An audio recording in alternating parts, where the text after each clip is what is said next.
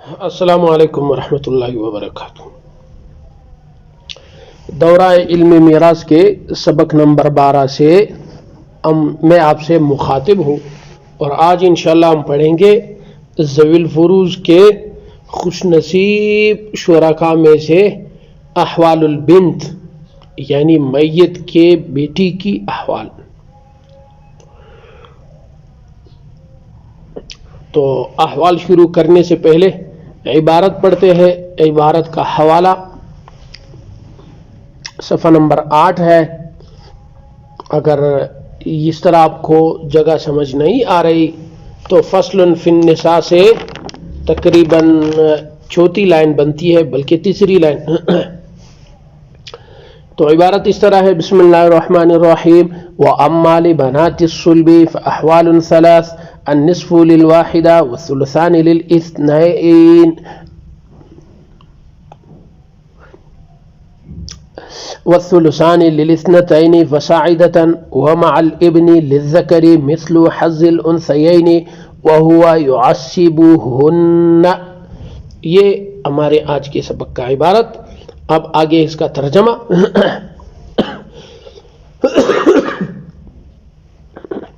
مصنف صاحب فرماتے ہیں، وَأَمَّا لِبَنَاتِ الصُّلْبِ، اور میت کی اپنی بیٹی کا، جو صلبی بیٹی ہو، اس کے احوال جو ہے فَأَحْوَالٌ ثَلَاثٌ، وہ 3 احوال ہے۔ النصف، ایک حال ان میں سے نصف ہے، للواحدہ، جب بیٹی ایک ہو، والثلثان، اور 3 حصوں میں سے 2 حصے بنتے ہیں جب، للاثنتین، جب بیٹیاں 2 ہو، فصاعدتاً، یا 2 سے زیادہ ہو۔ 2 صورتیں ہو گئی۔ ومع الابن، اگر اس بیٹی کے ساتھ، یعنی میت کی بیٹی کے ساتھ میت کا بیٹا بھی موجود ہے، تو اس صورت میں بیٹی کے لیے للذکر مثل حظ الانثیین، یعنی عورت کو جو حصہ ملے گا اس کا دوگنا حصہ جو ہے وہ مذکر کو، یعنی بائی کو ملے گا۔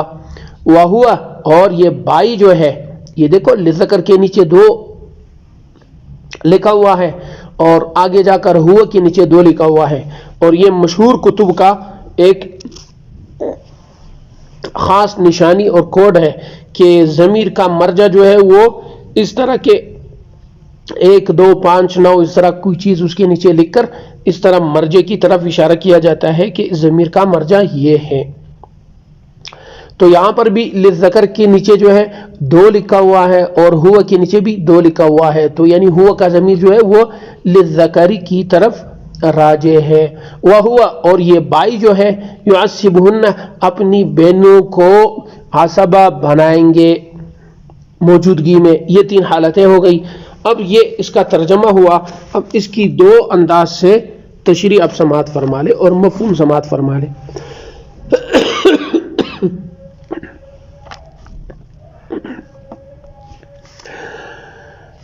پہلا انداز بیان یہ ہے کہ بیٹیوں کے حالات جو ہے وہ 3 ہے، اور تینوں حالتوں میں مال ملے گا۔ پہلی حالت یہ ہے کہ اگر بیٹی ایک ہو اور میت کا بیٹا موجود نہ ہو تو بیٹی کو نصف مال والد کے جائیداد اور ترکے سے ملے گا۔ بیٹی ایک ہو اور میت کا بیٹا موجود نہ ہو تو بیٹی کو، جو آج زندہ ہے، جس کو آج میراث دی جا رہی ہے، تو اس کو باپ کے جائیداد اور ترکے سے نصف مال ملے گا، پہلی صورت۔ دوسری صورت یہ ہے کہ میت کی بیٹیاں ایک نہ ہو، چونکہ ایک کا صورت گزر گیا۔ دوسری صورت، میت کی بیٹیاں 1 سے زیادہ ہو، یعنی 2 ہو یا 2 سے بھی زیادہ ہو، اور میت کا بیٹا بھی موجود نہیں ہے، تو اس صورت میں ان بیٹیوں کو ٹوٹل مال کے 2 حصے ملیں گے، یعنی 3 حصے بنا کر ان میں سے 2 حصے میت کی ان موجودہ متعدد بیٹیوں کو ملے گا۔ دوبارہ سماعت فرما لے۔ باپ مرا اور اس نے اپنے 2 بیٹیوں کو یا 2 سے زیادہ 3 کو 5 کو چھوڑا ہی ہے اور میت کا بیٹا بھی موجود نہیں ہے، تو اب بیٹیوں کو باپ کے جائیداد سے 3 حصے بنا کر 2 حصے ان بیٹیوں میں تقسیم کیا جائے گا اور 1 حصہ ان کا حصہ نہیں بنتا، وہ ان کو نہیں دیا جائے گا۔ 2 صورتیں ہو گئی۔ تیسری اور تفصیلی صورت یہ ہے جو زیادہ غور کی طلب ہے، وہ یہاں کہ اگر بیٹیوں کے ساتھ میت کا ایک بیٹی ہو یا بیٹیاں ہو تو اس کے ساتھ میت کا بیٹا بھی زندہ ہے اور موجود ہے، تو پھر یہ بیٹا ان بہنوں کو عصبہ بنا دے گا۔ یہ بیٹا ان 2 بہنوں کو یعنی میت کا بیٹا جو ہے وہ اپنی بہنوں کو یعنی میت کی بیٹیوں کو عصبہ بنا دے گا، اور اس کو کہتے ہیں عصبہ بالغیر۔ عصبہ بالغیر کا مطلب یہ ہے کہ یہ بہنیں یعنی میت کی یہ بچیاں یہ وہ عورتیں ہیں جو اپنے بھائیوں کی موجودگی میں عصبہ بنتی ہے، اور ان کو عصبہ بالغیر اس لیے کہتی ہے کہ یہ کسی اور کی طرف سے کسی اور کی وجہ سے یعنی بھائی کی وجہ سے یہ عصبہ بن گئی ہے، اس لیے ان کو عصبہ بالغیر کہتے ہیں۔ لیکن یہاں پر ایک بات آپ ضرور یاد رکھیے گا کہ یہ میت کی بیٹیاں جو ہے یہ اپنے بھائیوں کی وجہ سے یعنی اپنے میت باپ کے بیٹوں کی وجہ سے تو عصبہ بنے گی، لیکن اپنے باپ کے بیٹوں کی وجہ سے عصبہ نہیں بنے گی۔ آسان الفاظ میں کسی اور تعبیر میں یعنی یہ بچیاں جو آج عصبہ بالغیر بنی ہے بھائیوں کی وجہ سے، اگر بھائیوں کی جگہ بھائیوں کے بیٹے ہو یعنی ان بچیوں اور ان لڑکیوں کا ان عورتوں کا بھتیجے ہو بھائی کے بیٹے ہو تو ان کی وجہ سے یہ بہنیں جو ہے وہ عصبہ بالغیر نہیں بنتی۔ عصبہ بالغیر بنے گی تو صرف اپنے بھائی کی وجہ سے بنے گی، بھائی کی بیٹے کی وجہ سے نہیں بنتی، اور اگرچہ وہ نیچے تک کیوں نہ ہو بھائی کا بیٹے کے بیٹے کے بیٹے کا بیٹا کیوں نہ ہو، لیکن عصبہ بنے گی تو صرف اپنے بھائی کی وجہ سے بنے گی، اور یہ عورت اور یہ اس کی بہن جو ہے وہ عصبہ بالغیر کہلائے گی کیونکہ وہ غیر کی وجہ سے یعنی بھائی کی وجہ سے وہ خود عصبہ بنی ہے۔ اچھا چلے اگر بیٹے موجود ہے اور میت کی بیٹیاں بھی ہے کیونکہ اسی کے ہم احوال پڑھ رہے ہیں، تو پھر دونوں مل کر یعنی بہن اور بھائی دونوں مل کر یا تو والد کے جائیداد کا پورا حصہ پورا ترکہ خود لے لیں گے اس وقت جب ذوی الفروض باقی نہ ہو، لیکن اگر ذوی الفروض ہو تو ان ذوی الفروض کو اپنے حصص دینے کے بعد جو مابقیہ مال ہے وہ یہ بہن اور بھائی، بہن بھی متعدد ہو بھائی بھی ہو یا ایک ہی ہو اس سے ہمارا کوئی سروکار نہیں، لیکن وہ مال کس طرح تقسیم کریں گے بہن بھائی آپس میں، وہ اس طرح تقسیم کریں گے کہ بیٹی کو جو حصہ ملے گا اس جیسے 2 حصے بھائی کو ملیں گے۔ اسی کو تو کہا جاتا ہے کہ للذکری مثل حظ الانثیین، کہ مذکر اولاد کے لیے مثل حظ الانثیین دو بیٹیوں کے حصے کا مثل ہے، مذکر اولاد کے لیے مؤنث اولاد کے حصے کا 2 مثل ہے، یعنی 2 بیٹیوں کا جو حصہ ہے وہ ایک مذکر کا حصہ بنے گا، اور آسان میں کہو کہ مذکر کو 2 مؤنث کے حصے کا برابر ملے گا، اس کو کہتے ہیں للذکر مثل حظ الانثیین۔ امید ہے یہ تعبیر آپ کو سمجھ آئی ہوگی، اور اللہ سے امید بھی یہی ہے کہ اللہ تعالیٰ یہ تعبیر ہم سب کے لیے آسان فرمائے۔ یہ ایک انداز سے بنت المیت کی حالات ہو گئے، جو بنت سلبی ہے جو میت کی اپنی بیٹی ہے اس کی احوال تھی، اور اب ایک اور انداز سے بھی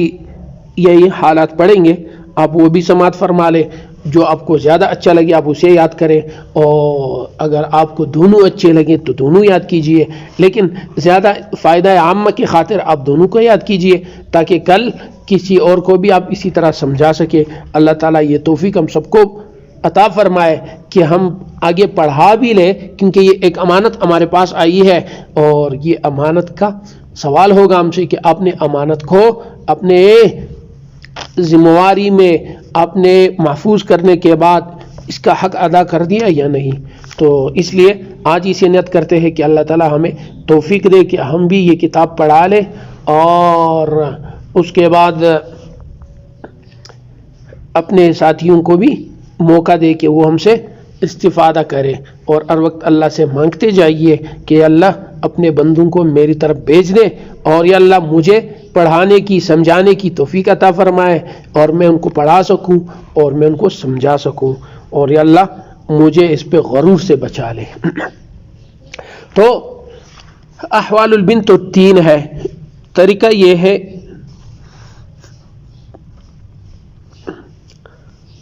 کہ یہاں بنت سے جو ہے بنت سلبی میت مراد ہے، جو میت کی سلب سے ہو۔ تو بیٹی کے 3 حالات ہیں، اور تینوں حالتیں مال لینے کی ہے۔ نمبر 1 حالت میں یہاں پر تعبیر جو ہے وہ پہلے والے سے مختلف ہے، وہاں پر ہم نے جو آخری حصہ پڑھا تھا وہ یہاں شروع میں پڑھیں گے، اور جو درمیان میں ہے وہ درمیان میں، جو پہلے پڑھا ہے پہلا نمبر وہ اس کو ہم یہاں آخر میں پڑھیں گے۔ اس کا فائدہ یہ ہے کہ تھوڑی سی تعبیر جو ہے وہ آسان رہتی ہے۔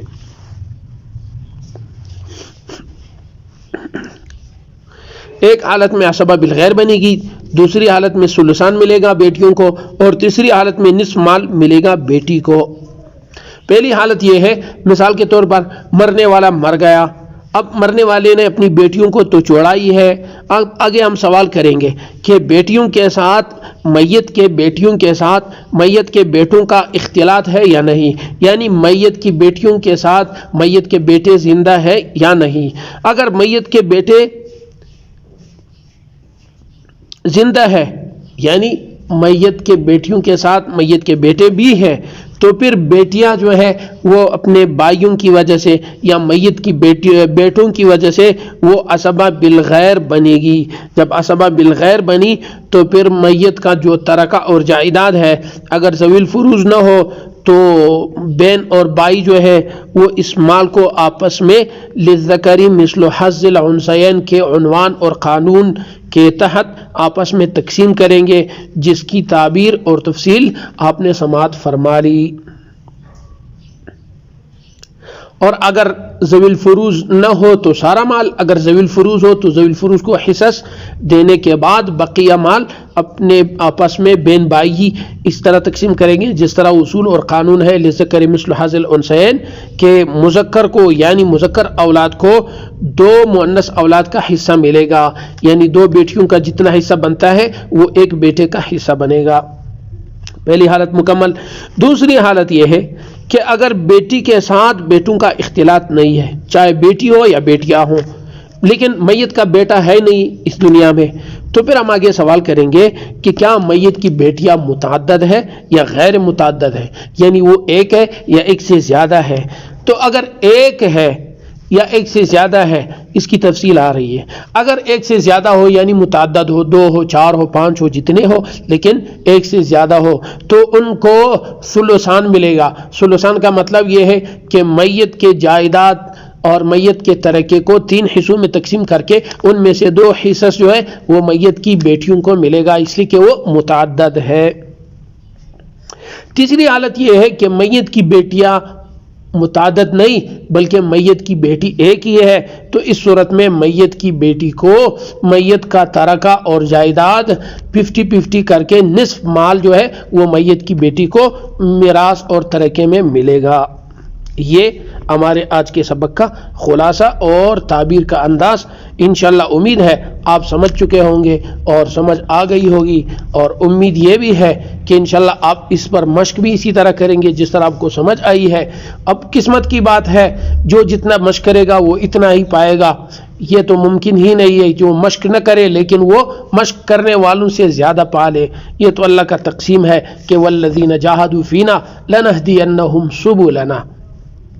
بس اللہ تعالی ہمیں اپنے راستے میں قبول فرمائے اور اخلاص کے ساتھ ہمیں محنت کی توفیق عطا فرمائے۔ انشاءاللہ یہ مسائل جو احوال بنت ہے، احوال بنت سلبیہ، ان کی 3 مسئلے میں حل کروں گا۔ ان 3 مسئلوں میں سے جو ہے